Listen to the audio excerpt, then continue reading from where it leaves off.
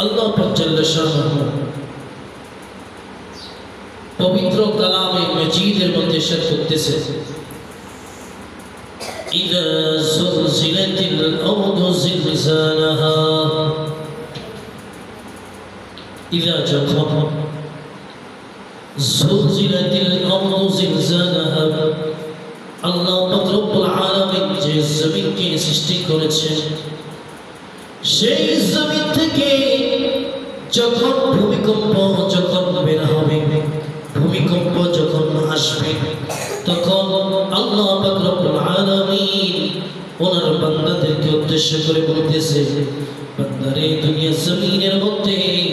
অনেক মায়া করে মহব্বত করে অনেক ভালোবেসে আমি তোমাদেরকে সৃষ্টি করেছি সেই সৃষ্টির প্রেক্ষাপট অনুযায়ী আল্লাহ পাক রব্বুল আলামিন বলতেছেন দুনিয়া জমিনের মধ্যে যখন গুনাহ যখন বেড়ে যাবে বেবিচার যখন বেড়ে যাবে দুনিয়ার মধ্যে যখন মারামারি হানাহানি যখন বেড়ে যাবে তখন আমি আল্লাহ পাক রব্বুল আলামিন জমিনকে হুকুম দিব হে জমিন তোমার জমিন থেকে মাটি থেকে তুমি এমন ভাবে ফাটল সৃষ্টি করো যার কারণে জমিন থেকে ভূমিকম্প সহ কম্পন সৃষ্টি হতে পারে ভূমিকম্প থেকে কম্পন কি করতে পারে সৃষ্টি হতে পারে আল্লাহ পাক বলতেছেন বান্দারে দুনিয়া জমিনের মধ্যে আমি পাঠিয়েছি